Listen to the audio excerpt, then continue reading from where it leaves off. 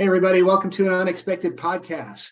We've got myself and Evan in Boston. We also have Mick at the center of the universe. We'll let you all figure out where that is. And a little later, we're going to be joined by Henry from someplace far from the center of the universe, Australia.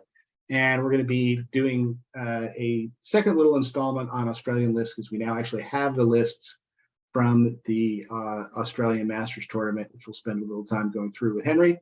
But before we do that, we are going to do a list review, and this is a list. All right, so Trent is preparing for his first tournament, and the stipulation he put on this list is that he wants to include Gulliver as his wife painted it for him.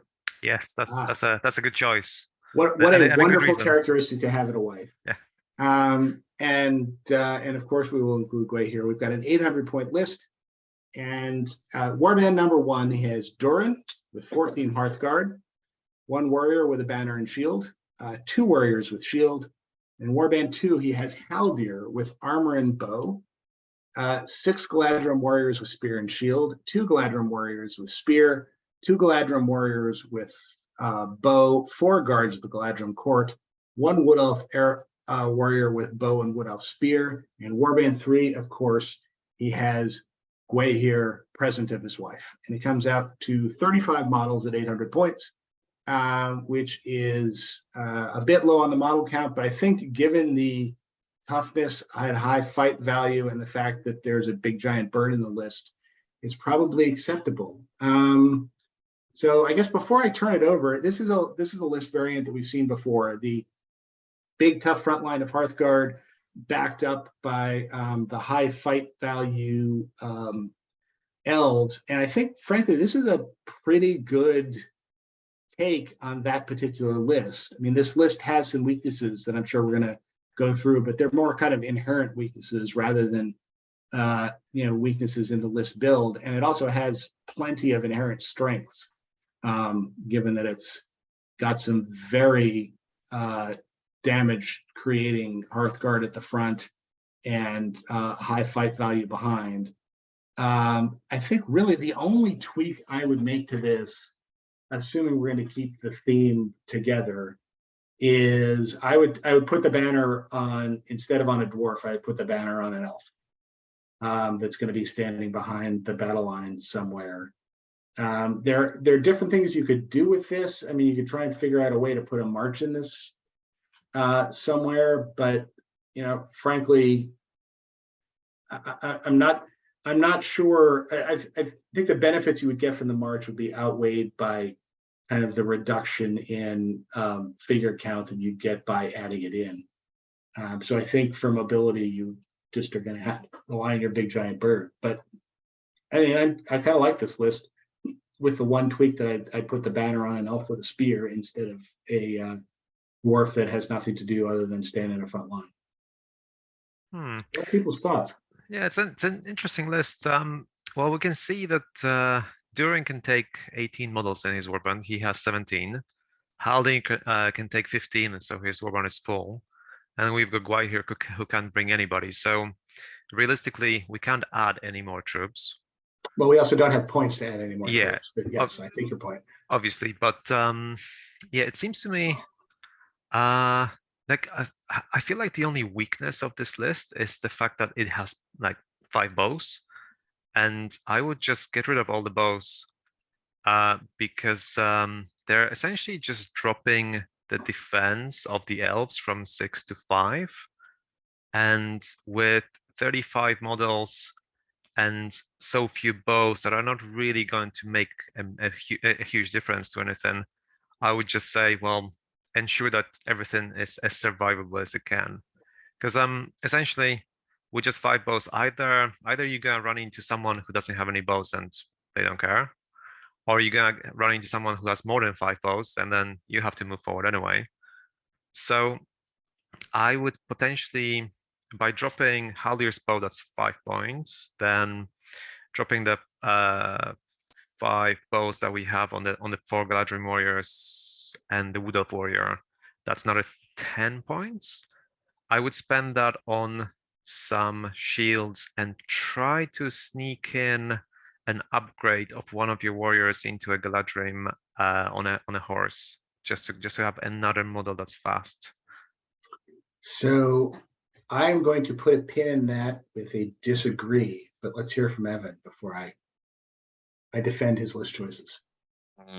Well, I have a lot of things to say about this. And so I think the first thing is that if this list hits another list, shield wall to shield wall in combat, that other list is going to disintegrate. Yes. I mean, that's just how it's going to be. I think this is looking at it from purely a warrior standpoint. You've got some of the highest fight value behind defense 7, strength 4, +1 to wound, and piercing strike. You're going to be just mowing down the opponent. However, as we have discussed many times before, that's not always how the game is played, especially in a lot of these scenarios that we have that are being played in tournaments. A lot of them are objective scenarios where you split up, where you need to get across the board, something like Breckenridge, that sort of thing. And the problem is this list is slow. It's not particularly large. It's only 35 models. It has no march, and it's got very little shooting. It's got a total of, what is that? 5 Yes. bows, it looks like. Five bows bows plus and Haldir. Haldir, 5 who bows plus has 2 Haldir. more. Yeah. Yeah. 7 shots. Yeah, it's not a horrible amount of shooting, but it's also not a world beater in any way. So you're really relying on Gua here almost entirely for all of your maneuverability based needs. And I think in this meta, it's just not going to cut it. I also find, at least from what I've seen, that Hearthguard and Durin are an absolutely huge point sink. And honestly, when I look at a Khazad-dûm list, I don't find them to be the highlight of the list.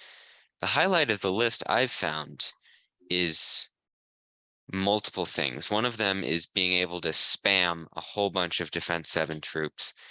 And the other one is the King's Champion. And I feel like not having the King's Champion in a list like this, where the 2 banners would just be extremely valuable, feels like a waste almost. So now, obviously, this is going to be a large change, but it doesn't change your stipulation, which is why here should be in the list. And what I would do is I would drop Durin in the Hearthguard, and then instead I would take a Dwarf King and a King's Champion. This does 2 things. One, it increases your might by a little bit. You go from 3 to 4. It also gives you a march, and it gives you 2 banners, while still providing you that hitting hero. In this case being the King's Champion. And the King's Champion is still quite bulky, not as bulky as Durin, but with the Heralds, he can take quite a beating. And this also gives you a lot more Warband slots. So thinking about this, so the King's what, 75 points? Mhm. And then the King's Champion's like 140. 140. So it's a decent points increase, but you're getting a lot of those points back. One, with the fact that you don't have to take a banner on a normal warrior now, and 2, being the fact that you're no longer taking Hearthguard. You can just take regular Khazad guards. So that might even, depending on whether you want to stick with Khazad guards or take regular dwarf warriors, you'll have more flexibility to increase your model count a little bit as well. So Yeah, I think, Hearthguard are 2 points for the upgrades. yes, Yeah. 2 points for the upgrade. They're what, 12 when you, or is it higher than that? I think are they Yeah, 11 base or 12 base? I think they're 11 they're base. 11 base and 13 when they're upgraded. So actually, Yeah, 13. So you get Durin and downgrade them, and you drop the guy with the banner, or just the banner itself, you get 213. So you can spend that on your king and your king's champion, and then just find 2 more points. Yeah, so that already gives you 3 extra models, because you get the 2 heralds and the king. So that brings you up to 38, which is more acceptable. And then because you're not relying on the Hearthguard so much, you can switch some models out, maybe take a couple more dwarf warriors, maybe try and fit a cav model in there, like Mick said. So I'm not saying that my version of the list is strictly better, but I do feel like it gives you better chances for success in more scenarios. And while it's true that it does take away your absolutely crushing battle line, I think we can agree that Hazard Guard / Dwarf Warriors, spear supported by High Fight Elf Warriors with 2 banners behind them, are probably going to beat through most other shield walls anyways. So in some ways, the Hearthguard almost seem overkill. And this gives you the march. It gives you a slightly higher model count. And it gives you multiple hitters instead of just Durin. Yeah, that's So, good. Yeah. so in rebuttal, let me start with Mick. I think seven elven bow shots is enough to be scary. And At 800 points, that's yeah, not at nothing. 800 points, it is enough that if you run into a list that has a small amount of shooting, or an Angmar list where what you want to do is basically go into a position, have 2 solid flanks, and then make him come at you. It's enough to make him come at you, because things like Gulliver can't sit around and be shot at by 7 Elvish bows each turn. No, of course, but an Angmar list is gonna come at you anyway. Well, yeah, maybe, or maybe it's going to try and lure you forward. I don't know. I would keep these. This is enough bows to keep in the list that it gives you a decent shooting option if you want it. And I'm not sure you get much by surrendering them other than taking a card out of your pack that you can no longer play. So were it me, I would keep these bows. I think this is the correct number of bows for this list. You're not investing so many points in it that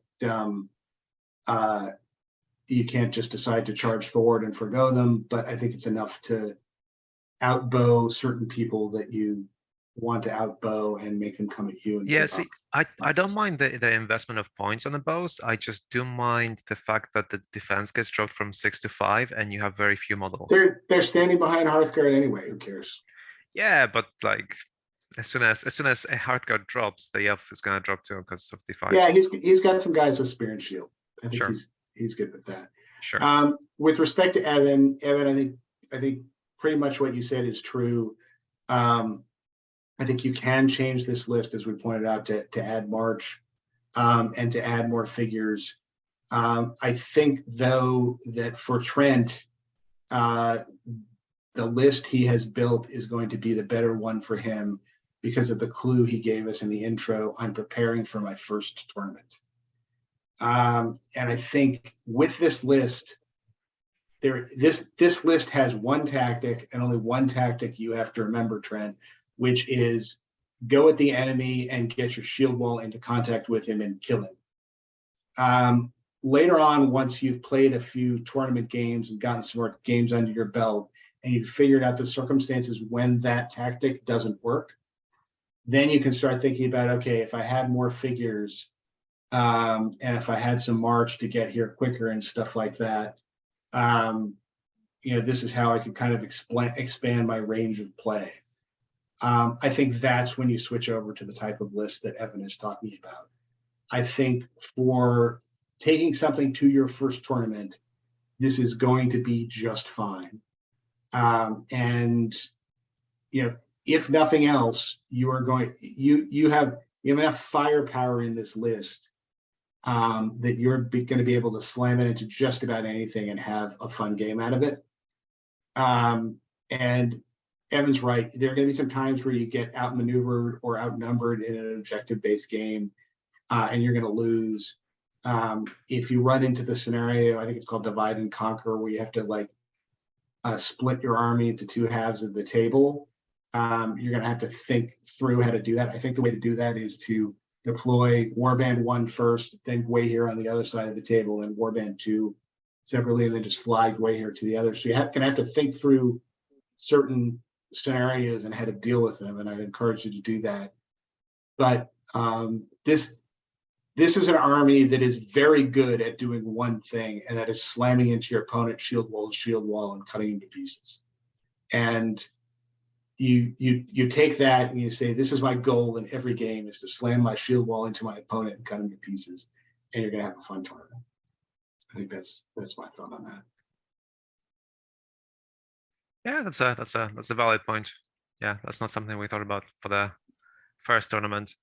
Although at the same time, if you're able to split your two banners into two separate places, then your whole battle line might actually become stronger. So there is that consideration. But I guess, yeah, I think I agree with that with Matt, that yeah, since you're only just starting out, just try out some of the things and then see how you feel about them later, and see what you learn after every game.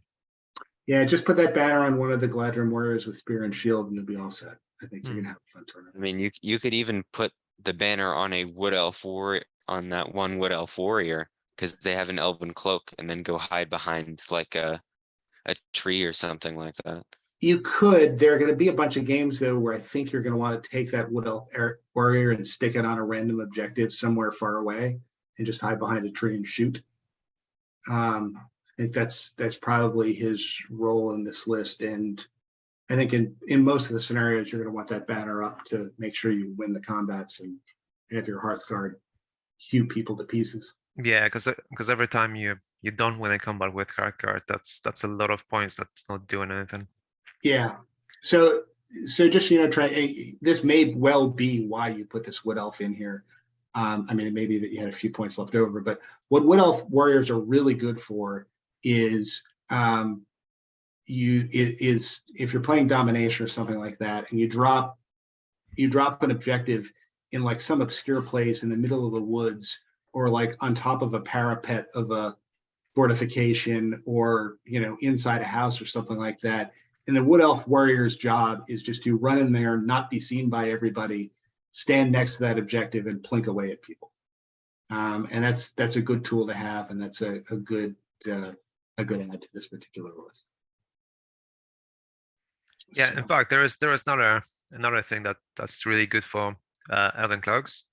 That's if you're playing against the Rangers of Mirkwood, Legendary Legion, they won't be able to shoot your wood elf warrior standing behind a fence whilst he takes out one ranger every turn. Yeah.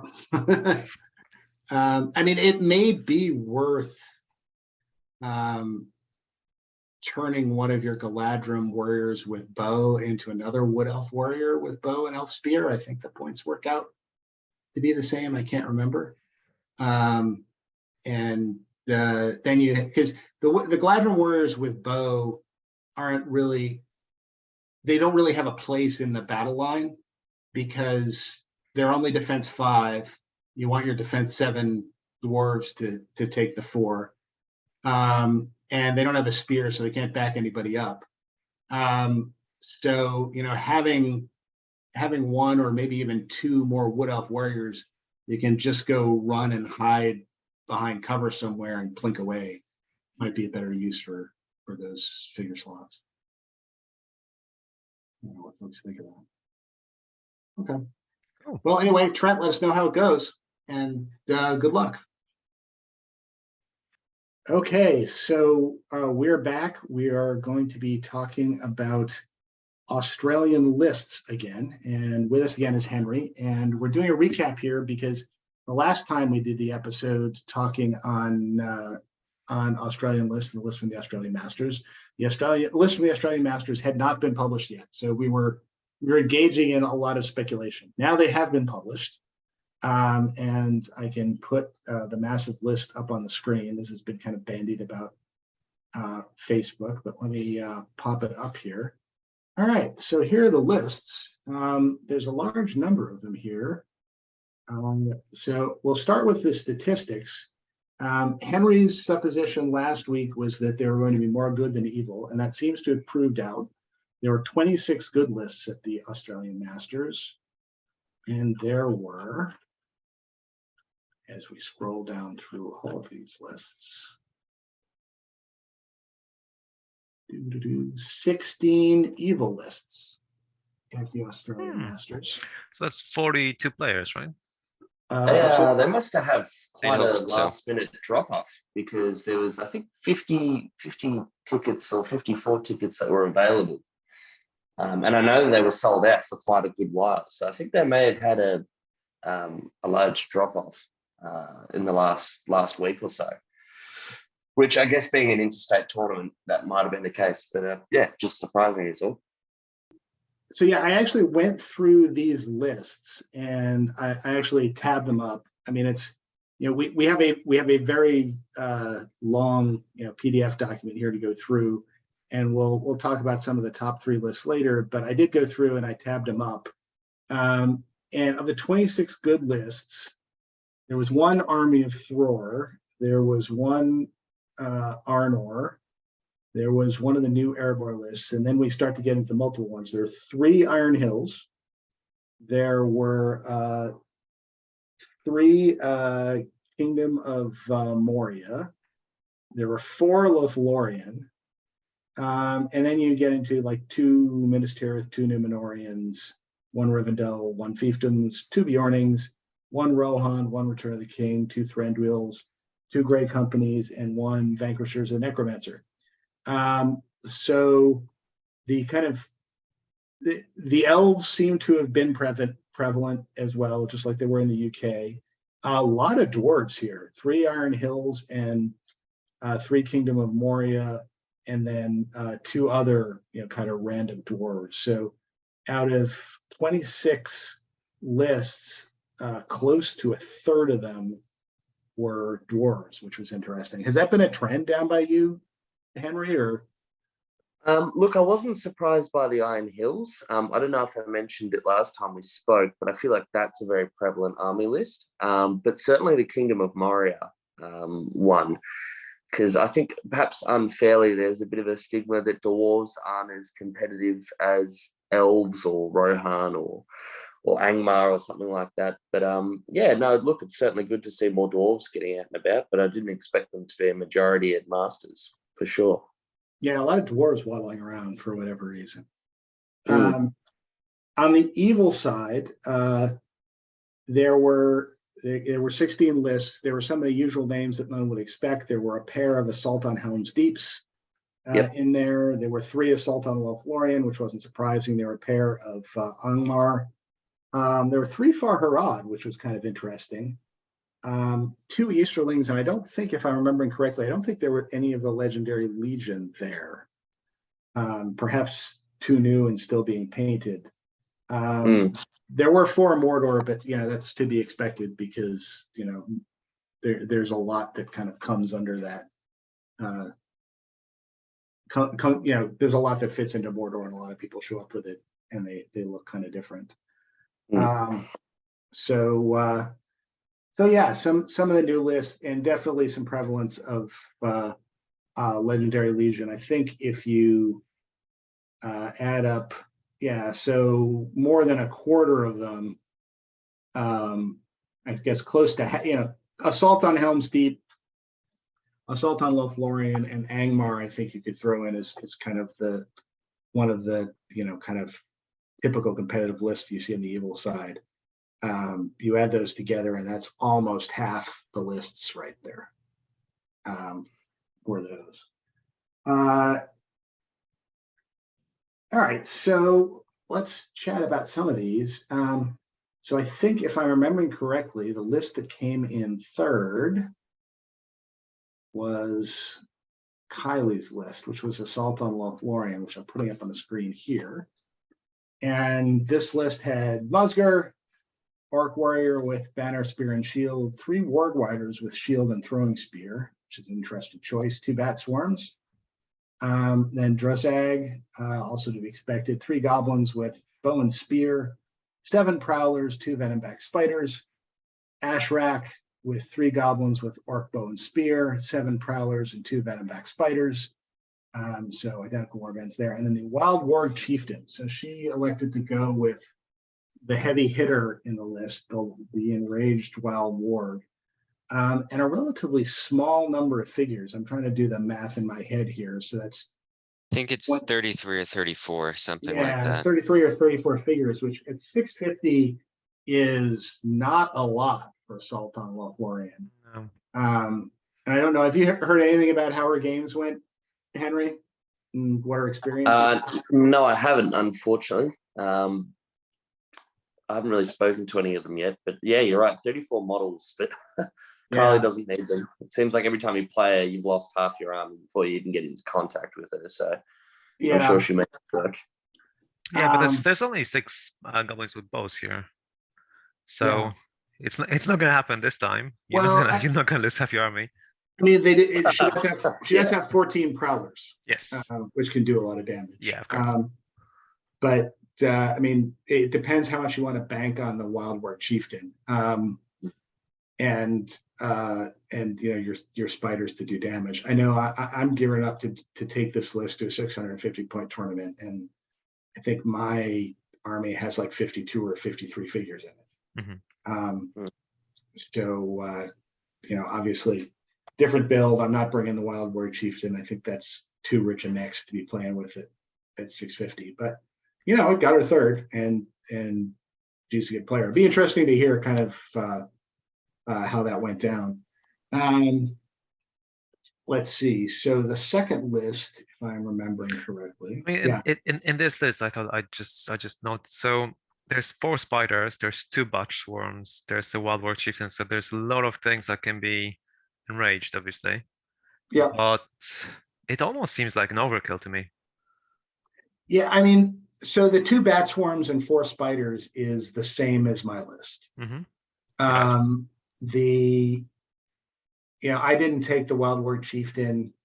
I've got in my 650 version, which is at a good versus evil tournament, I went with a captain rather than a shaman as a 4th leader.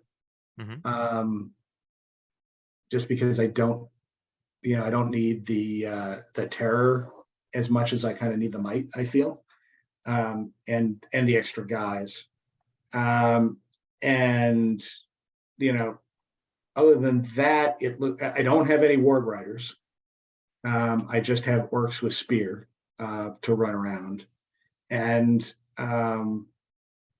I've got a bunch more goblins. I think probably not quite as many prowlers. I maybe have 12, and then a bunch more goblins, a bunch of whom have bows. Mm-hmm. Look, I think the other thing about having a lot of spiders and bat swarms is that it actually isn't about having as many as you are actually going to enrage as just having a lot to threaten with. Because if you're being put on the back foot with 4 spiders, 2 bat swarms, so 6 plus the chieftain, 7, and then you've also got 3 Warg Riders, which you can either dismount or get the rider shut off and then have a walk to enrage. That's a lot of possibilities there to threaten you, and you can really use that to control the board in terms of where you're hitting and when. And I know that Kyle would have used that to devastating effect.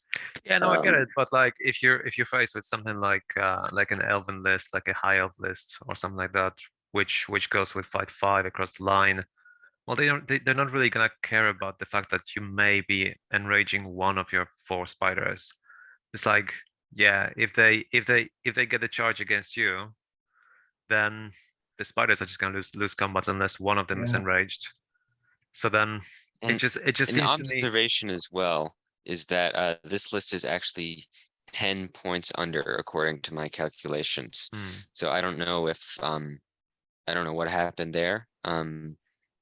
Maybe she thought that some heroes she were taking were more expensive than they actually were.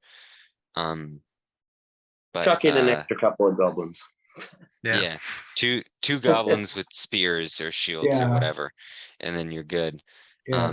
But this is definitely an interesting hodgepodge of models, I think. Yeah. And just sort of like the balance of Assault on Lothlorien. I think Dad was talking about this earlier, in just how much punch to numbers ratio you take in the list. Mhm. And this list has gone very, very far into the punch area. And normally if I were to look at this list, I would think it's gone too far. In the sense that maybe at 650, 34 models probably isn't going to cut it for a goblin list. But clearly it worked out. Though I think there's a caveat that we should probably discuss with these sort of masters lists. Am I correct, Henry, that masters also factors soft scores and whatnot into placings, other than just game wins, or is it just game wins? Yep. For placings? Well, it should be based on every other tournament I've ever been to in Australia, sportsmanship and painting as well. But look, Kylie would have gotten full points for both, I imagine, but so would have 85% of the attendees at the tournament. So look, maybe there's another element of soft scores that I don't know about, but certainly through looking through the players pack, I didn't see any. So I think she would have gotten there on battle points. And if there was soft score points, I don't think she would be either underscoring or overscoring enough for to have any serious effect on her placing. Yeah, my only worry with this, with playing this list, would be if something happens to Druzak, then you don't really have anything to do. So I would just be more inclined to just have more guys, just like Matt's list. Yeah, I mean, I have to caveat this with saying I have neither played nor played against an Assault on Lothlorien list that had a Wildbark Chieftain in it. So I don't know how much the Wildbark Chieftain brings. Didn't Samir have one? No. Oh, I mean, okay. I think I've now played against this list 8 or 9 times, and no one has brought a Wildbark Chieftain. Yeah, but they all have like 50 or 60 figures in their list. And that allows them to, I mean, what terrifies me about fighting this list is, not the individual Griblies who are going to come in and kill me. It's the fact that once I start to get outnumbered, people start getting +1 to wound against me, and then my regular guys to start dying like flies. Yeah. And this has somewhat less of that. And it could be that the Wildbark Chieftain is more than enough to make up for that. I don't know. Because again, I've never faced one. But how many points is a Wildbark Chieftain? Is 55, 60? No, 80 or 85, something like that. Or 75. 80 something like that. points. He's pricey. Yeah. Yeah. And that's a substantial amount of goblins. I guess 16 goblins. or a captain and a captain and 11 goblins. Yeah, there's only 7 spears in this army as well. Yeah, so that's the other problem, is that when the prowlers go in, when you actually kind of start fighting battle line to battle line, Yeah, they unless just the get prowlers -1. have somebody with a spear behind them, Yeah. they got problems. Now, adding on another caveat here, remember this is Australia, and as we talked about in the meta episode, battle line to battle line isn't really something that you guys do a Fair lot, enough. at least. So I think that's not necessarily a huge problem in that sort of meta, especially when there's, from what I saw in these lists, no blinding light or shooting impairment spells whatsoever. So really the prowlers can dictate when and where they want to fight. Yep, I'd agree with that. That's a good point. Yeah. Okay. All right, so that's Kylie's list, and I believe the second list was a Minas Tirith list. Am I right on that? Yes. Henry? Who was the? Because it was Andrew who came first. Do you remember who the name was? The person who came It was second. Liam. Oh yeah, Liam. There we Right go. there. Right there. Liam Patrick, I think. Liam. Yeah. Right. Oh, it's Boromir with the banner. Yeah, so this is a familiar list, Bill. This is Boromir with The banner. correct Boromir. Not Lance, but banner. Yes, then the correct variation. and then some very eclectic warbands here. The first warband, Boromir's warband, is a knight with a shield, a citadel guard on a horse with longbow, 5 warriors with shield, 2 warriors with shield and spear, and 2 rangers of Gondor with spear. Then the second warband is Huron the Tall with horse. Then we have a knight with a shield, another citadel guard with a longbow and horse. Again, 5 warriors with shield, 2 warriors with shield and spear, and 2 rangers of Gondor. And then we have Madril, again with a knight and shield, 1 citadel guard with longbow and horse, 2 warriors with shield, 1 with shield and spear, 1 ranger of Gondor with spear, and 1 guard of the Fountain Court with shield. So we end up, let's do the math here. Well, there's 8 cavalry models in like- there. 32 models, maybe. Something like that. It's 12. Yeah, let's see. There's 6 24. bows though. 32 exactly. 5. 32 models. 5 bows. Yep. 5 bows. Well, there's more than 5 bows, isn't there? There's Well, 5. 6 with Madril. There's 5 rangers. Then there's Madril, and then there's 2 longbows, 3 longbows on Yeah. horse. Yeah. Yeah, good point. So so a decent amount of shooting. We've got not 32 models. Maybe I think that's probably about average as far as numbers versus points, and then 9 bows, which is pretty decent, and kind of an interesting arrangement of warbands. Clearly, all the warbands are designed to fight on their own with their own little contingent of cavalry and their own little contingent of shooting to support their heroes. So this is kind of a pretty good kind of all-around list. Here, I mean, is this kind of, does this look like a lot of the lists that you've been fighting down there, Henry? Yeah, look, in some ways, I think it's quite a solid list. I appreciate it the more that I look at it. I think certainly the Citadel, the Mounted Citadel Guard is a characteristic of the Australian community. Yep. We love those sort of objective grabbing bodyguard models, particularly when they take a little bit of extra work to model. And Liam's certainly somebody who would go to that effort. So yeah, look, And they're fight 5 near the banner too. So yeah, I think so you got mounted fight 5. Yeah, this is a pretty good Australian competitive list by a player who knows how to use it.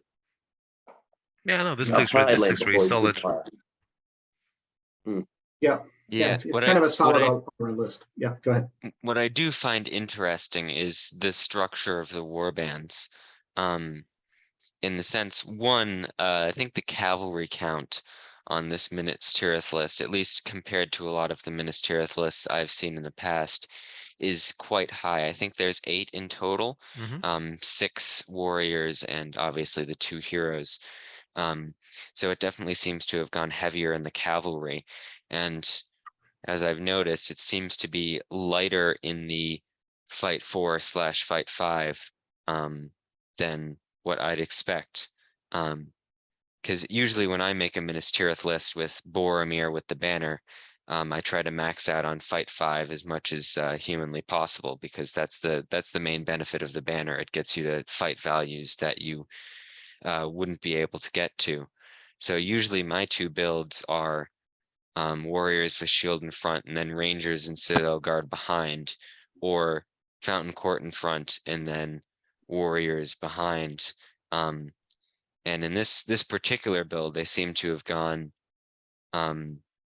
more with warriors with shield and then warriors with shield and spear, and applying the fight 5 much more sparingly, which I think in some ways is interesting. But I also feel like if I were to take this list, I would be missing the universal fight 4/fight 5, where if I put my models into combat, I don't even need to think about what fight value they are. I just go in knowing that they can, 1, beat out most troops fight value wise, and 2, tie with a lot of heroes as well. So I think it's an interesting choice that this particular player has decided to go lighter on the fight, on the higher fight. Look, the only thing I'd say in response to that is, you know, Knights of Minas Tirith are fantastic, but the only thing that I ever find lacking with them is their fight 3. Yeah. Suddenly you're putting a knight up to fight 4.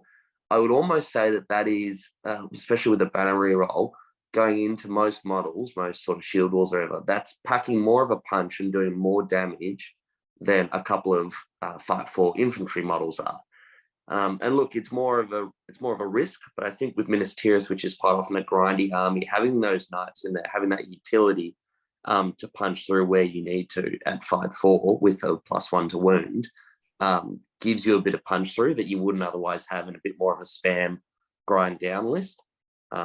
So look, it's just something to consider. I think it's a reasonably good trade-off. And I mean, it's also, as I'm looking at the other lists that people brought, I mean, it actually looks like it was probably a decent wager to not lean fully into fight 5 and maybe have more figures out there with an average fight value of around fight 4 once you throw the banner in. Because it looks like of the lists that are out there, there's a decent amount of fight 3 and below in there. I mean, there's 3 assault, you know, there's 2 Angmar, 3 assault on Lothlorien. There's like 3 Harad running around. There's 4 Mordor running around, 2 Easterlings, which don't have the Emperor there. And then there's, you know, some Arnor mixed in, some other Minas Tirith. And some Rohans. So, you know, there's a decent amount of fight 3 that the fight 4 is going to beat.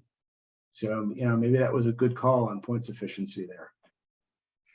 Yeah, well, I mean, you might can add, get.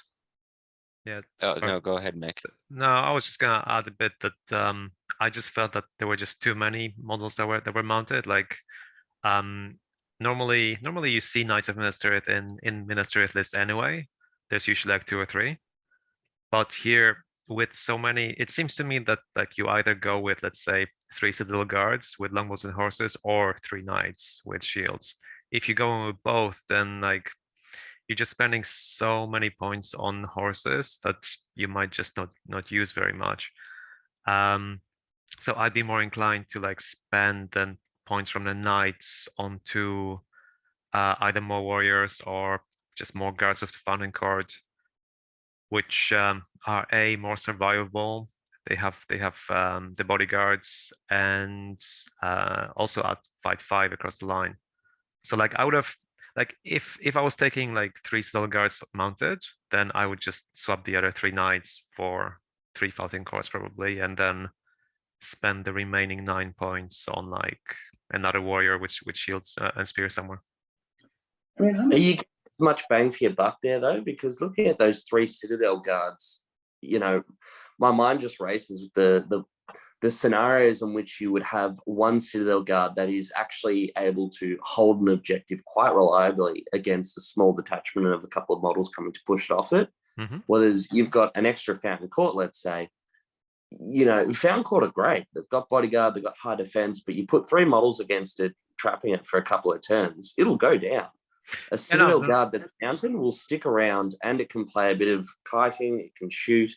I would happily put a Citadel Guard to the end of the game on an objective and say that'll still be there at the end of the game. Oh no, I wasn't saying to remove the Citadel Guards. I was saying to remove the Knights. So like, right. yeah, no, I'm happy with the Citadel Guards on horses with longbows. That's fine. I actually quite like that. I mean, I'm okay with the Knights and the Citadel Guard. It's just my only thought on this would be, you know, if I were to play this, I would always want the Knights and the Citadel Guard to be within 6 inches of Boromir, you know, where they become fight 4 and fight 5. And I would be tempted just to take all of them, put them in Boromir's warband, take all of the foot, put them in Hurin and Madril's warband, and then just have my, you know, mobile strike force with Boromir, 3 Knights and 3 Citadel Guard with longbow that could, you know, gallop to wherever they're needed and engage, because they can do a lot of fight 5 cav is good to have. yeah, for sure. having 3 of them along with Boromir and 3 fight for knights with lances is, I think, also good to have. But anyway, I mean, look, he came in second, so who are we? Who are we to judge? um, Yeah, I so think all right, the list is really cool. Otherwise, yeah. Okay, so let's go down, and the last list was Be Andrew. Yeah. Which Now this is a there real it is. classic from what I remember. All mounted Angmar. All mounted Angmar. Oh, wow. Yeah. Well, almost all mounted Angmar. Yeah, that's true. Almost all mounted Angmar. Few specters, yeah. The AAA list, almost all mounted Angmar, run by Andrew, also an A. So this was the winning list. It had the Witch King of Angmar with Crown of Morgul horse and a 3 might, 14 will, and 3 fate loadout. 6 Angmar Warg Riders with throwing spear and shield. 2 Angmar Warg Riders with orc bow. 1 Angmar Warg Rider with banner and shield. 2 Wild Wargs, and a Dead Marsh Spectre to waddle along behind and pull people out of the line to get jumped on by stuff. And then we have Gulliver Taravarnor. With him, he has 6 Warg Riders with throwing spear and shield, 1 Angmar Warg Rider with orc bow, 1 Wild Warg, and 2 more Dead Marsh Spectres. So what I assume this list does is use the Dead Marsh Spectres to pull somebody out of the line, have it jumped on by a Witch King, a bunch of Warg Riders, or a Gulliver and a bunch of Warg Riders, or perhaps both. And then somebody calls a heroic combat and they go and tear holes in the other guy's line. I assume that's the play with this list. I've never run into almost all mounted Angmar. I don't know if anybody else has, but is this a thing you've encountered, Henry, down under? Yeah, and I've played Andrew playing this, and that's about it. that's about what he does to you. Happens quite quickly. Yeah, no, you've hit the nail on the head. That's how it plays. Yeah, and I guess what you don't want to run into this with this list is somebody with a courage solution, or they can just hide in the woods and shoot you. Yeah, I'm not quite sure this has a. Yeah, I'm not quite sure this has a good answer to, but as long as you don't run into that, I think this is a scary list. So, all right. Well, so that's the recap. We don't know how any of these games went. I'm sure if you tune into the Green Dragon podcast, they can tell you all about them. I'll be interested to hear, but that's kind of our take on the meta, and Henry does seem to line up with what you were talking about. Yeah, I'm glad I got it right. Yeah. So I've proven my credibility to at least some degree. Yeah, well, actually, there's one. There's one thing I want to check on, and that's I want to check on what the Iron Hills loadout looked like, because if ever there was I'm going to fight in a battle line army, it would be Iron Hills. So I'm curious. So in Australia, what did the boards look like?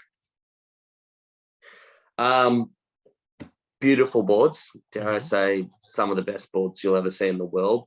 Lots more terrain, and I understand that Articon is like that because there's a lot of players, but looking at photos as well of just your casual games whenever they get posted on JBHL or any other forums, substantially less terrain than in Australia. And I think that's why we have such an emphasis on armies that don't need to rely on shield walls as much, because you can pivot and move between terrain quite reliably.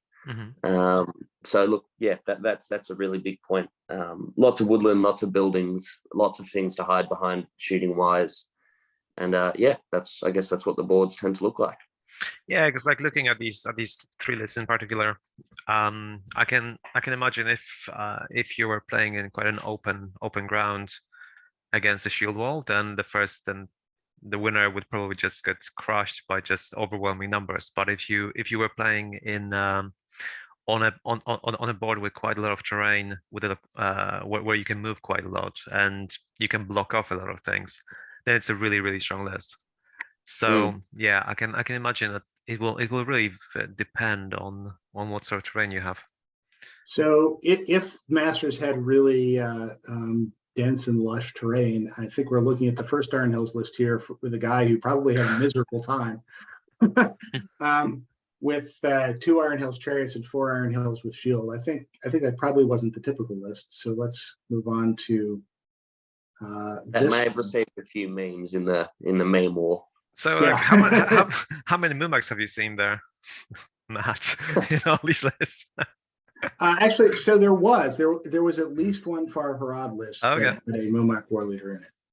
So ironically enough, the Mumaks can function better. Yeah, I mean they ignore a lot of the terrain. That's true. Yeah, they step over a lot of the terrain that the chariots do not. Yeah. Plus, they have the ability just to pivot on a dime and head in a different direction, which the chariots do not.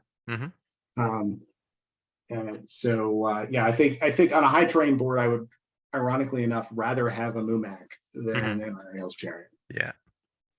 So anyway, this is an Iron Hills list, and I was curious about this. So this is Dane Ironfoot on boar. He's got 6 crossbow and spear, 4 Iron Hills with shield and not spear, which is something you rarely see in the US. 6 Iron Hills with spear and shield. And then he's got the dwarf with the banner, and then he's got an Iron Hills captain with war goat and war spear, 4 crossbow and spear, 4 Iron Hills with shield that I guess stand in front of those crossbows, 3 with shield and spear, and then 1 shield, spear, and banner. So that looks like he's going to be fighting in a shield wall, despite the predilection for not doing so. So there's probably going to be some list there, but it's Iron Hills. What else are you going to do but stand in a shield wall? All right. Okay. Well, thank you, Henry. Thank you for joining us. So we're back. Henry has departed to go off and hunt kangaroos or whatever one does in Australia. And we are now going to discuss a tournament that Nick just attended, which had some interesting scenario selection procedures. So Mick, why don't you tell us what that was and how that went? Yeah, so as you may remember in one of the previous episodes, I was sharing a list that I was going to take. In the end, I didn't exactly take that one. I did take on board the various comments and criticism of people on the podcast. I made some changes to it. So I still ended up going with a modder list with Allied Serpent Horde. Essentially, it went with the Witch King, 15 Black Numenorians, 14 Moran Norgs, Shagrat, Suladan, and 4 Serpent Riders. So yeah, I just considered many of the points that guys here said. That was for 700 points that we were playing, and the interesting thing about this tournament, I didn't even see it in the rules pack previously. I'm sure it was there, but I didn't actually read the rules pack fully. So I was like, okay, 700 points. I'm just gonna take this, and then game 1, I find out it's actually vetoes. So it was like, okay, cool. So I suppose we're just gonna pick a pool and we're gonna veto 1 scenario each. But instead, in every game, the TOs would select 3 scenarios. I'm not sure if they were randomizing them or if they were choosing, but essentially there would, for example, be a situation where you could choose between a Maelstrom scenario, an objective scenario, and let's say to the death. So whoever you run into, you would sometimes be able to, let's say, ensure that you will never play a Maelstrom game in the entire tournament if only 1 Maelstrom would come up per round. And the other thing was that scenarios in those pools actually repeated eventually. So I ended up playing 2 games of domination throughout the tournament, which is something that never happens normally. So yeah, it was an interesting experience. It's not your usual veto way, but I guess I'll just do a quick rundown of what happened. Essentially, First, I get completely destroyed by a Mumak. Then I played a game against the Last Alliance that was in domination. Can you go back to where you got completely destroyed by a Mumak? Yeah, I feel like it's criminal to gloss over this point. Yeah. Yes. Okay. Perhaps some more detail. So my opponent was Craig, a really nice guy who came up with he had the Mumak war leader, Suladan, and some writers. In fact, I'm gonna pull up his exact list. The Royal Mumak war leader with 9 Haradrim with bows in it, then 2 Haradrim with bow and spear, and 2 Haradrim with spear. Then there was Suladan on an armored horse, 6 serpent riders, and 2 Haradrim with spear. So we ended up playing Fog of War, which seemed to be, I don't actually remember what the 3 scenarios were for that round, but yeah, we ended up vetoing 1 each, and we ended up with Fog of War. So essentially what happened was that I managed to get into combat with the Mumak quite early on. And in the first fight that included my Suladan and my Witch King just fighting the Mumak, with my I think 8 strikes, I managed to cause 6 wounds, having spent like 3 points of might on it as well. So that was like an incredibly good start.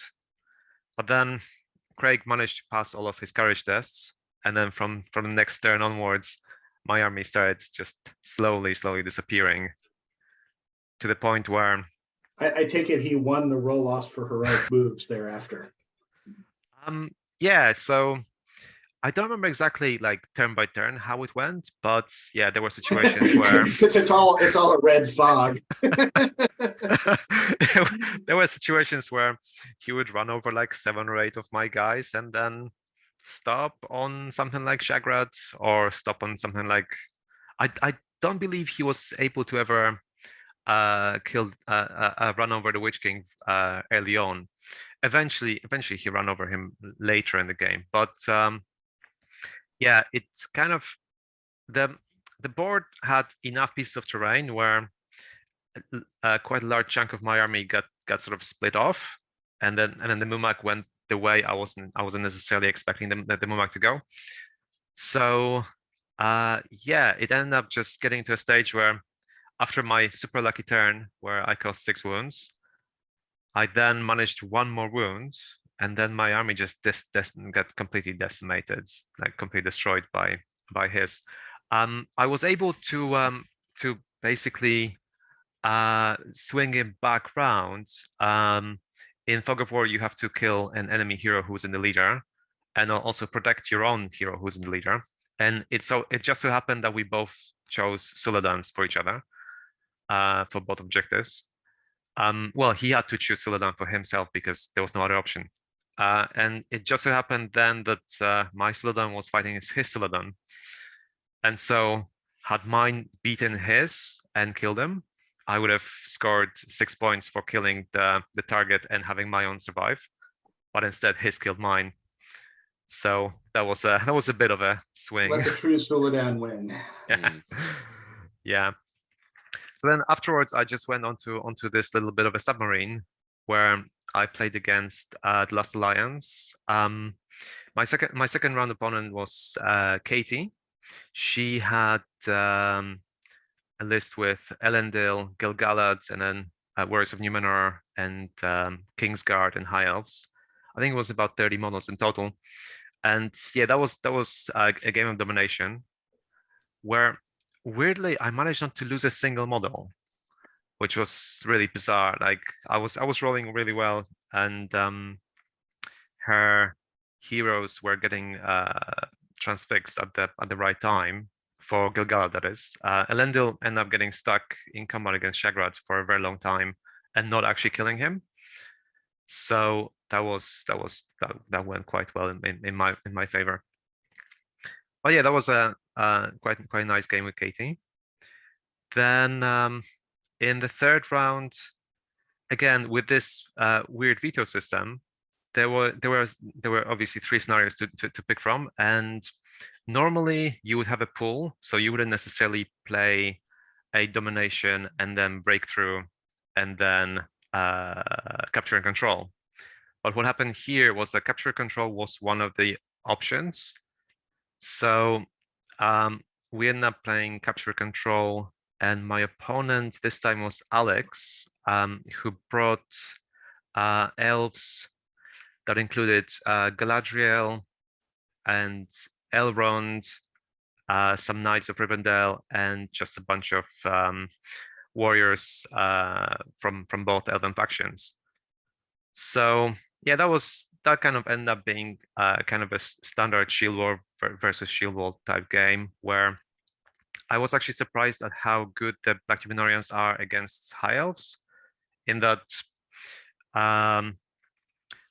the general thing with terror is that if your opponent has enough figures to just like fail with like 2 or 3 of them, but there's always someone extra to charge. Like if let's say they're Goblin Town, they strangely don't really care about terror that much because there will always be someone passing. There's always some idiot in the crowd. Yeah, exactly. But with High Elves, as soon as like a couple of elves fail, you suddenly start getting these situations where you don't have enough models that can actually go and charge in and then go and support and then do stuff. So I was quite surprised at how pretty much every turn there would be some fails, and then suddenly there would be these gaps where I had openings where I was able to do additional things with my guys, add additional toys and do some more maneuvering. So terror ended up being extremely strong, and in this game, Shagrat ended up fighting against Elrond and actually killing him in combat. So that was pretty solid too. Then on the second day, I was paired up against Jay Acharya, who he is the guy who was second at Ardacon with his Knights of Rivendell. He's a good friend, and he was playing Angmar this time with Birder, 2 Barrow Whites, and the Witch King, and about 50 or so orcs. So a pretty solid list, but this time we end up playing Breakthrough, I believe it was. So again, a third scenario in a row where there's like 4 or 5 objectives in the middle of the day, like in different parts of the table. So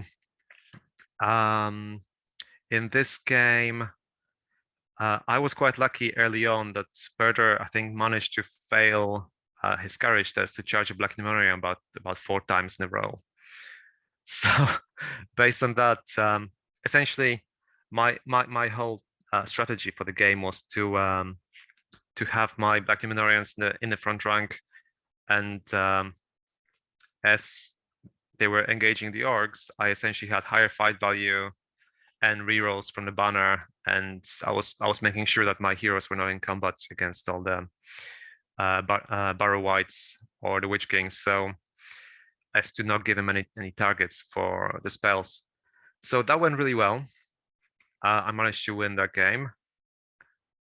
Before moving on to round 5, again against Angmar, very similar list, this time without the Witch King, but Birder and Barrow Whites and a captain. Very similar, yet this time I just got completely destroyed. Simply like the entire strategy of the game was exactly the same, except this time the dice just didn't really work out in the same way. So yeah, sometimes you just get these situations. And then in round 6, weirdly, there was again an opportunity where I was able to pick domination as one of the scenarios. And so that was really confusing because it's like I don't really mind playing the same objective scenario 3 times, but like 4 times it's almost like you're just playing the same game over and over and over. Yeah. So yeah, I was just kind of confused by the situation, but still domination seemed to be the best scenario because I was paired up against the Rangers of Merc with Legendary Legion. So in that sense, the vetoes, the whole veto system actually worked quite well in my favor, because the other two scenarios were, I believe, to the death and capture the flag, or whatever that one's called, retrieval. So I think if we were to play something like to the death, I would have just been decimated, and retrieval would have been probably quite tricky too. But I believe he vetoed the retrieval and I vetoed to the death. So how were the pools formulated? so yeah, so I'm not 100% sure exactly whether they rolled randomly for what the scenarios are going to be in the pool, or just pick them by themselves. But essentially, at the start of every round, we were just told these are the 3 scenarios that you can play this turn. Then both players roll a dice. The person who wins the dice off vetoes the first one. Then the other player vetoes the other one. And then I believe it was the player who won the dice off also then picks the board edge and deploys first. Interesting. Yeah. So yeah, it ended up there were sometimes these situations where I would finish a game, I would look to the table next to me, and I'd just be confused, like, what are they playing? Because it was like something completely different to what I had just played. So I mean, the weirdest thing actually was the fact that it wasn't the original pools. So like if you didn't want to play a Maelstrom game, you never had to play a Maelstrom game. Which is so that has a significant impact, yes, on the situation, because it almost flips the it almost kind of flips some of the benefits of the veto system. So one of the things that the veto system can do is, if you're facing an army that has huge strengths in certain scenarios, like say Goblin Town, it allows you to choose a scenario where the advantage is nearly as overwhelming, at the cost of Goblin Town being able to nix the scenarios where it has obvious vulnerabilities, like towards battle. But yet the problem is when you create kind of your own random pools, it allows armies that have vulnerabilities to never encounter the scenarios where they have precisely, yeah. So if you're an army that doesn't want to play Maelstrom because you want to fight together as a ball, you still have a problem if you draw the Maelstrom pool in a normal veto system, because you're going to be doing one Maelstrom scenario regardless of which one you veto. But as you say, you can always kill off the if they're just random pools, the odds are you're always going to kill off the Maelstrom scenario. Yes, like it's similar if, let's say, you were to pick an army with if you didn't want to play something like one of the objective games, like if your army was like very small and you just didn't want to play breakthrough or domination or capture control, then essentially in every round there was an option for you to veto one of these. So I ended up playing 4 of them, but every time I could have chosen not to. Right. So yeah, I mean, I personally really enjoy those sorts of scenarios, and I tend to do well at them, so I would always play them. But then eventually it almost becomes a tournament where I tend to only play the scenarios I like, and I don't think that should be the case, because I then feel less challenged by those scenarios and by those situations. So I mean, some of this goes back to, and it's interesting to see how different people are trying to square this circle, but this all goes back to what I at least consider to be probably one of the fundamental problems in the game right now, which is that the single biggest determinant of who wins a tournament and who wins a game will often be the scenario that's chosen. And because there, not every army does well in every scenario. There, when you do certain army matchups, or even in most army matchups, you can end up with scenario determination being almost the decider of who wins that game, unless there's kind of a vast discrepancy in player quality, or somebody just screws up and trips. And I don't know. I have a problem with that. I mean, the veto system is a way to at least deal with that in part, because it allows folks to get basically to eliminate the scenarios that they have no chance to win in. But as you say, there's different ways to kind of do the veto system and different ways you don't. I haven't run into a veto system before where you had the capability to play the same scenario twice. That strikes me as kind of an odd duck.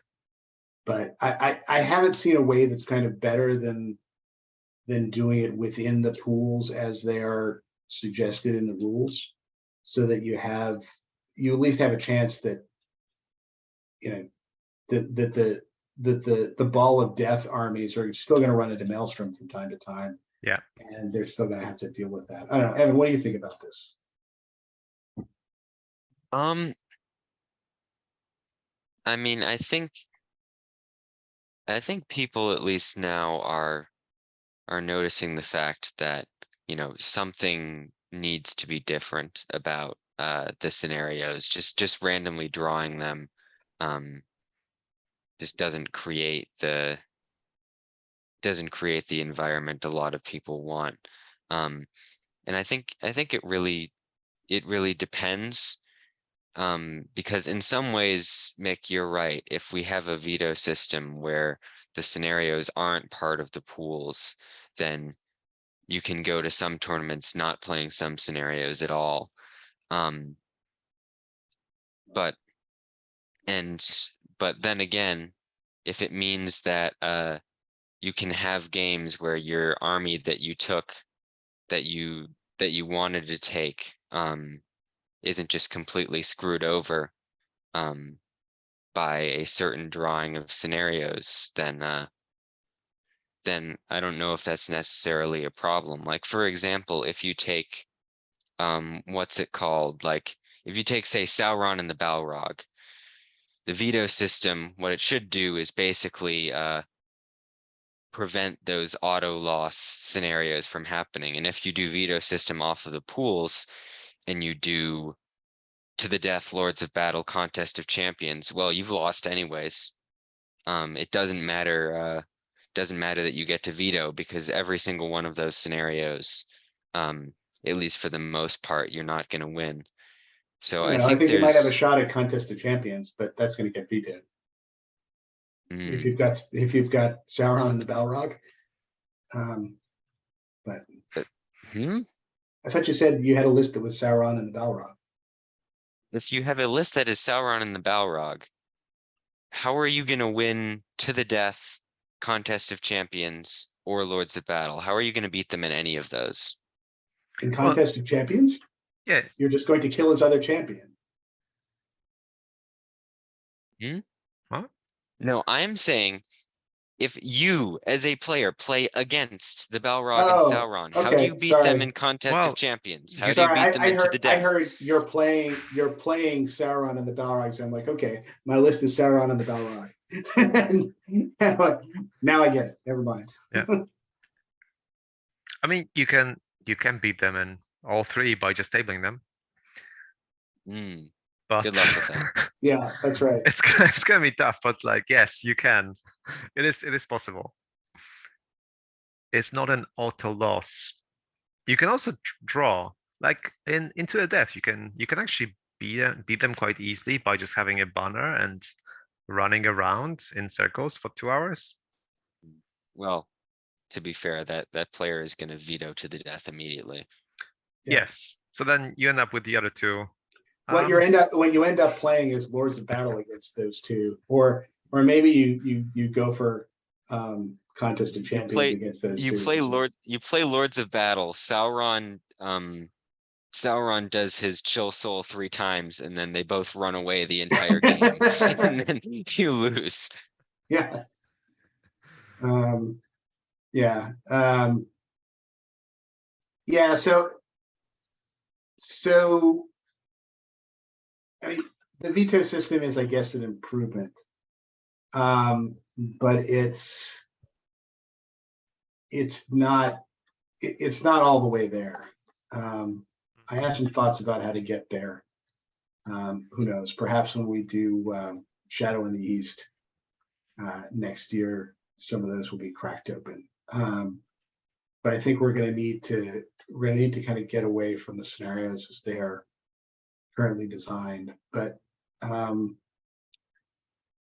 anyway, I mean, kudos to whoever ran this tournament for trying something different to cope with this problem, because there's nothing more disheartening after you have spent several $100s to buy an army, spent 100 hours to paint it up, packaged it in your car, traveled 3 hours to this tournament, and then realize that you're fighting Goblin Town and Recon on turn 1. There's few things are more disheartening than that. So no, I have to say, like, the tournament was really well run, and everyone was super chilled. It wasn't actually even like a ranked GBHL event, so there were I think 27 players on day 1, and I think 20 were left after the first day. I think it's like 7 dropped. There was another tournament being run in the UK that had like about 80 players, and that was one of the bigger ones, but that was so far in the north, too far for me to go. On the other side of the wall. Yeah, basically pretty much on the other side of the world, not just the wall. I gotcha. Yeah, but like, I would say the tournament was great. My final 2 opponents, they were Ben and James. They were both really nice. Like, everyone was super chilled. But I just wanted to talk about it because this veto system was just different and weird. Yeah. All right. Well, to all tournament organizers out there, keep working on it, because the scenario draw thing is a problem, and I think probably short of kind of redoing the scenarios, which may end up being the ultimate solution, a veto system is probably the best way to deal with it right now. I mean, we're due another edition soon, right? Because this one came out in 2018. We are, but I'm not sure that's going to cure the disease. Yeah. We'll have to see. So anyway, are you up to speed on Rings of Power, Nick? Yes, I watched episode 7. All right. So what were your thoughts on episode 7?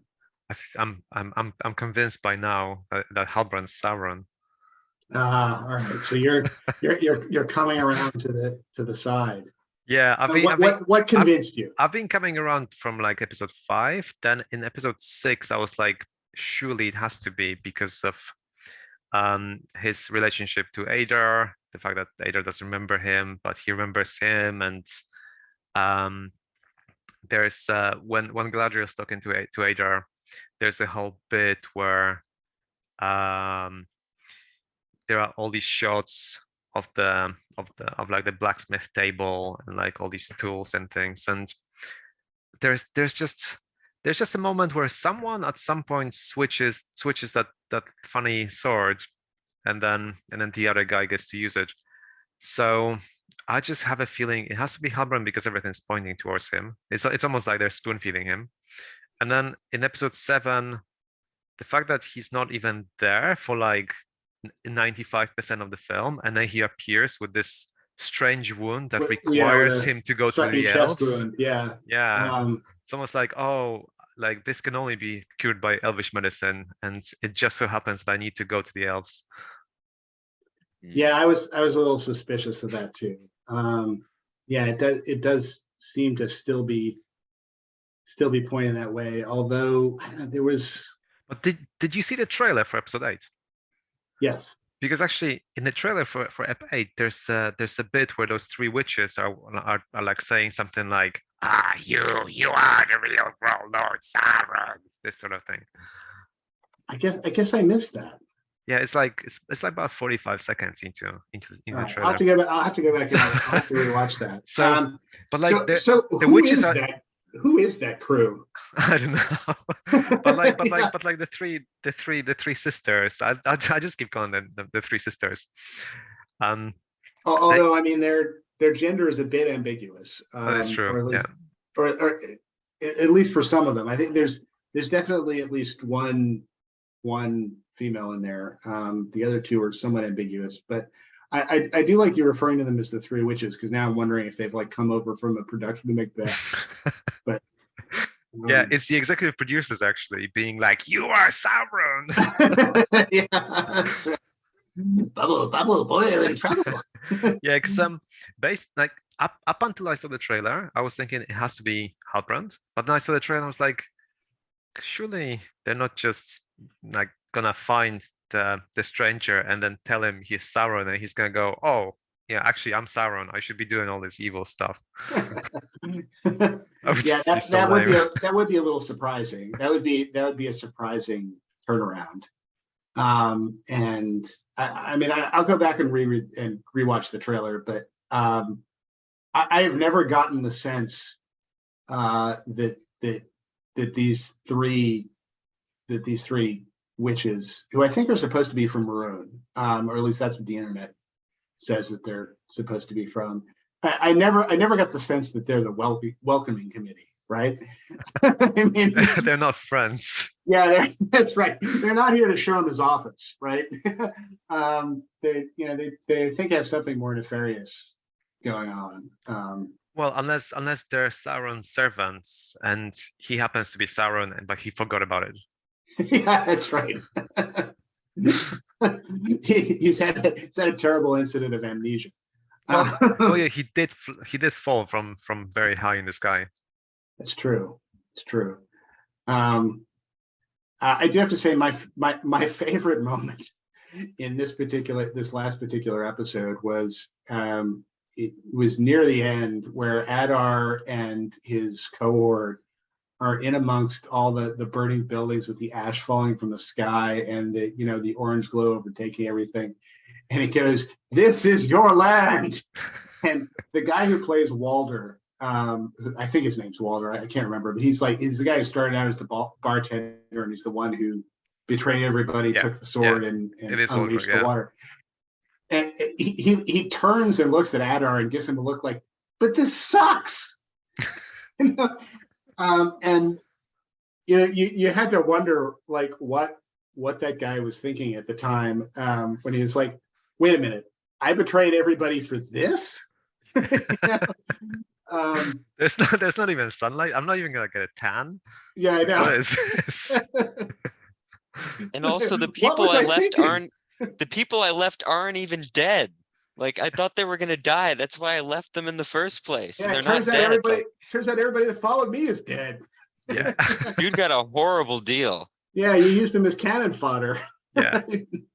But also, Yeah. at the very end, like after he asks him, "Oh well, what are you gonna call this place?" and he doesn't respond, then the camera goes up, like there's the mountain, there's all this stuff, and then the Southlands like kind of gets erased, and this Mordor comes out. Mordor, yeah. Like, really?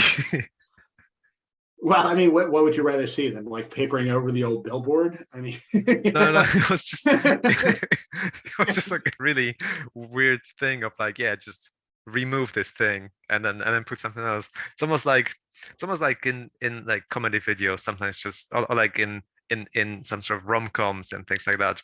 Someone might like put a name somewhere like boyfriend and then be like X or something like that, or like just remove something and then put something else. I thought you were suggesting they do a scene where they have the sign that says you're now entering the Southlands, population 38,612, and somebody's taking it down and saying you're now entering Mordor. Abandon all hope, all ye who enter here. Like I was also like waiting for one of those lines where he asks, "Oh, what are you gonna call it?" And then he goes something like, door. There's a door over there. I need more doors. Let's call it Mordor. Yeah. So I'm wondering if we have finally reached the point in the Harfoot's existence where they realize that no matter how scary having the stranger is, whenever they send him away, something bad happens. Yes. It's like if ever there was a race that had no sense of pattern recognition, it's these guys. Also, they made it pretty much all the way to Pelennor Fields by now. Yeah, Because, they're pretty far south. I mean, yeah. well, I mean that's why stuff's landing on them, right? Yeah. From the volcano. Yeah. Also, that whole volcano thing, like every time I've read or like watched anything volcano related, like the pyroclastic flow is supposed to like kill everybody in their way, and here is like, well, Galadriel's just like, yeah. I'm just gonna fix my let's not makeup. go into that. Yeah. So it depends whether that's a true pyroclastic flow or not, or whether it's just something else. It's just something else. Yeah, fair. Yeah. Yeah, but although one thing I did hear about again on the internet is apparently there is a type of volcanic eruption that can be triggered by having a whole bunch of water dump onto lava below. well, I can believe that. Like if you dump a lot of water onto a burning fireplace, that's gonna blow up. Well, so the issue is apparently if you dump a bunch of water onto lava in an enclosed space, what you get is a whole bunch of steam and a whole bunch of pressure, and it blows the top off the mill, essentially. Right. So that's apparently a thing. I'm willing to suspend my disbelief and say that this was not a traditional pyroclastic flow. This was just some dust. Yeah, I mean this was further away, right? Yeah. I mean there were basically meteors falling all around, and then all this dust, and then she's Galadriel, so she just stands up, so that's okay. Yeah. My favorite part was actually that like towards the end of that episode, as she's standing there and talking to Queen Miriel, her armor was like shiny and clean and everything. Well, that's because she had Theo cleated. Yeah. I mean, idle hands of the devil's workshop, so she put him to work while they were hiding out from those. Yeah, I'm also devastated that my favorite character Isildur died. I really thought that they were gonna go further with him. We'll never see him again. The fact that he's dead is just I mean, how could he possibly survive that? I just wonder what's gonna happen in the future. Like surely eventually they're gonna take the ring from Sauron, and then what? What, Elrond's gonna throw it in the fire? I don't know. Spoilers. Yeah, we'll have to have an alternate history, or maybe we'll discover Elendil's other son Isildur. Hi, this is my son Isildur, and this is my other son Isildur. But yeah, like I was expecting to actually have Halbrand find Isildur at some point, like through the burning ashes, and then bring him out.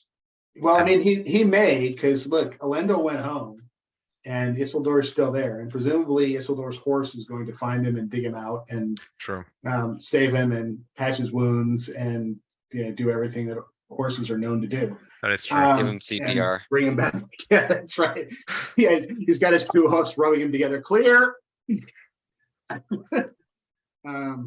So yeah, we're clearly going to have a horse moment in the future, and maybe I would be surprised if he does not encounter Halbrand and Galadriel. Yeah. But I think that I actually find it quite cool that they did say I think I read somewhere that the showrunner said that there's no Sauron in the first season, which possibly was a bluff if it is Halbrand. But then I mean, it's true. There's no credit for Sauron. That's true. But then if it isn't Halbrand and they're pointing us towards Halbrand, then that's cool too, because it's almost like the I think the best part about this whole series to me so far is that there is one episode per week rather than everything at once. Yeah, exactly. I think that's great too, and I mean it leads to a lot of discussion, a lot of speculation. I know there has been a lot of complaints about the pacing of the series, Yes. and I have to say I am not on board with those complaints. I am perfectly happy with the pacing of the series, and I'm perfectly happy to be told a story that unfolds over a long time. Sure. I mean, I'm just perfectly happy to just be looking at all the beautiful stuff that's there, because everything just looks so stunning. So Yep. the more episodes we've had, the better. Yep, exactly so. All right, guys, I think that's going to bring us to the end of this episode. Hopefully we'll be in touch with you guys next week, and we can go on from there. Take care, everybody. See you later. Bye-bye.